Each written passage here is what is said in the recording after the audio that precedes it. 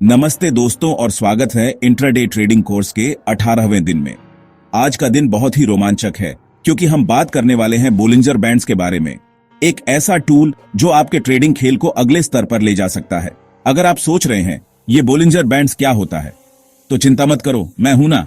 आज हम इसे एक एक कदम समझेंगे और ये भी देखेंगे कि कैसे हम इससे अधिकतम मुनाफा निकाल सकते हैं। तैयार हो? चलो शुरू करते हैं।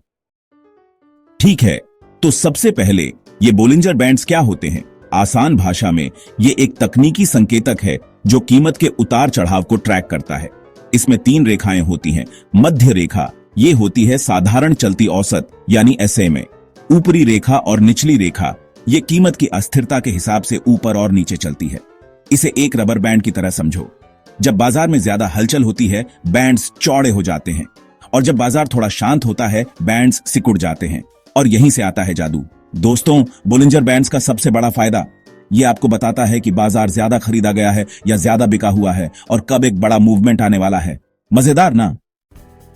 अब सोचो, आप ट्रेडिंग कर रहे हो और आपको पता चले कि शेयर की कीमत अभी बहुत ज्यादा है या बहुत कम, या फिर एक बड़ा उछाल आने वाला है।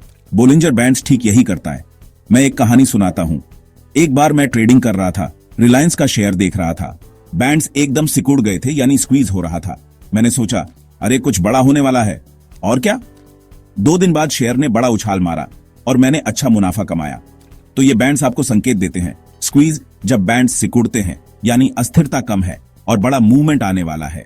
ब्रेकआउट जब कीमत ऊपरी या निचली रेखा के बाहर जाती है तो रुझान शुरू हो सकता है। उलटफेर अगर कीमत बैंड्स के बाहर जाती है और वापस आती है तो शायद रुझान उलट सकता है। आपको क्या लगता है? क्या आपने कभी ऐसा स्क्वीज देखा? कमेंट में जरूर बताना। चलो अब असल में काम शुरू करते हैं। मैं आपको दिखाऊंगा कि बोलिंजर बैंड्स को अपनी ट्रेडिंग में कैसे इस्तेमाल करना है। तैयार हो ना? चरण 1, बोलिंजर बैंड्स लगाओ। सबसे पहले अपने चार्टिंग प्लेटफॉर्म पर जाओ, जैसे ट्रेडिंग व्यू या Zerodha kite. Bollinger bands search करो और जोड़ दो। डिफॉल्ट सेटिंग्स होती है 20 अवधि की SMA और 2 स्टैंडर्ड डेविएशन। नए लोगों के लिए ये एकदम सही है। चरण 2, स्क्वीज को पहचानो जब बैंड्स एकदम पास आ जाते हैं यानी बाजार में अस्थिरता कम है। ये एक संकेत है कि कुछ बड़ा होने वाला है। मिसाल के लिए ये देखो, टाटा मोटर्स का चार्ट, बैंड्स सिकुड़ रहे हैं और फिर धमाका, कीमत ने ऊपरी रेखा को तोड़ा। चरण 3, ब्रेकआउट की पुष्टि करो। ब्रेकआउट का मतलब जब कीमत ऊपरी या निचली रेखा के बाहर बंद होती है। लेकिन ध्यान दो, हर ब्रेकआउट असली नहीं होता। पुष्टि के लिए वॉल्यूम देखो या कैंडलस्टिक पैटर्न्स देखो, जैसे तेजी का इंगल्फिंग या मंदी का हरामी। चरण 4, ज्यादा खरीदा ज्यादा बिका हुआ क्षेत्र। अगर कीमत ऊपरी रेखा के पास है तो शायद शेयर ज्यादा खरीदा गया है यानी कीमत गिर सकती है, और अगर निचली रेखा के पास है तो ज्यादा बिका हुआ यानी कीमत बढ़ सकती है। लेकिन यहां एक राज है, मजबूत रुझान में कीमत बैंड्स के साथ चल सकती है, तो बिना सोचे बेचो या खरीदो मत। चरण 5, जोखिम प्रबंधन। दोस्तों, यह सबसे जरूरी है। बोलिंजर बैंड्स के साथ भी स्टॉप लॉस लगाना मत भूलो। अगर आप ब्रेकआउट ट्रेड कर रहे हो तो स्टॉप लॉस निचली रेखा के नीचे रख सकते हो। ये देखो, मैं अभी एक लाइव चार्ट पर दिखाता हूं। ये है निफ्टी का चार्ट। देखो कैसे बैंड्स सिकुड़ रहे हैं। क्या लगता है, ऊपर जाएगा या नीचे? चलो मिलकर विश्लेषण करते हैं। अब हम 3 शक्तिशाली रणनीतियां देखेंगे जो बोलिंजर बैंड्स के साथ काम करती हैं। तैयार हो? रणनीति 1, बोलिंजर बैंड स्क्वीज ब्रेकआउट। जब बैंड्स सिकुड़ते हैं तब तक इंतजार करो जब कीमत ऊपरी या निचली रेखा के बाहर बंद हो। फिर वॉल्यूम और RSI जैसे संकेतकों से पुष्टि करो, ट्रेड शुरू करो और स्टॉप लॉस रख दो। यह रणनीति इंट्राडे और स्विंग ट्रेडिंग के लिए शानदार है। रणनीति 2, औसत की ओर वापसी। अगर कीमत ऊपरी या निचली रेखा के बाहर जाती है लेकिन रुझान कमजोर है तो कीमत मध्य रेखा यानी SMA की ओर वापस आती है। यह रणनीति अल्पकालिक ट्रेडर्स के लिए है।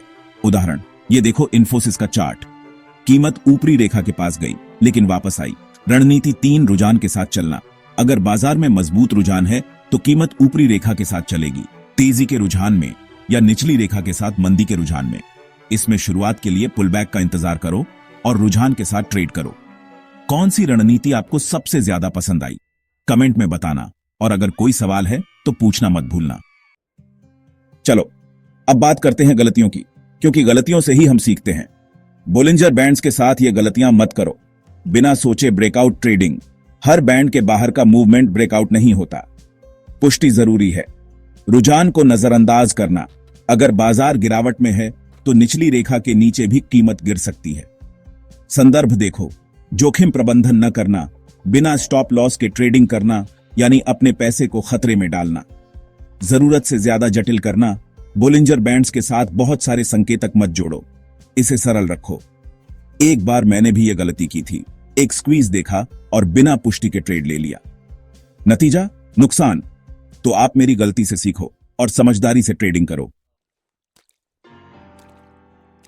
अब मजा आएगा। मैं आपके साथ एक लाइव उदाहरण देखता हूं। चलो एक शेयर चुनते हैं, अडानी पोर्ट्स देखते हैं। ये देखो, बैंड्स सिकुड़ रहे हैं, वॉल्यूम भी बढ़ रहा है। क्या लगता है ब्रेकआउट होने वाला है? मैं यहां एक काल्पनिक ट्रेड योजना बनाता हूं। शुरुआत, अगर कीमत ऊपरी रेखा के ऊपर बंद हो, स्टॉप लॉस निचली रेखा के नीचे, लक्ष्य अगला प्रतिरोध स्तर।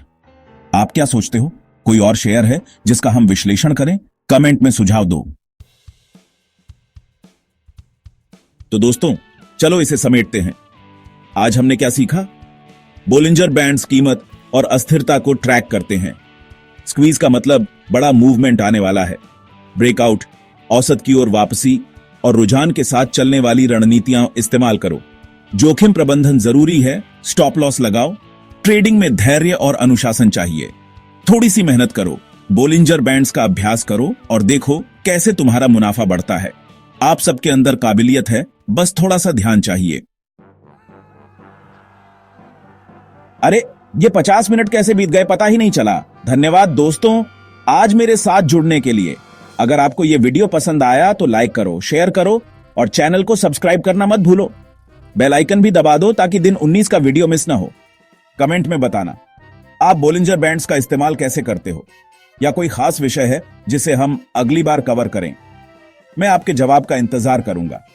तब तक खुशहाल ट्रेडिंग, सुरक्षित रहो और अपना ख्याल रखना। Warning, investment in securities, mutual fund and stock market are subject to market risk. Read all the related documents carefully before investing. Like, share करना न भूलें। नमस्ते।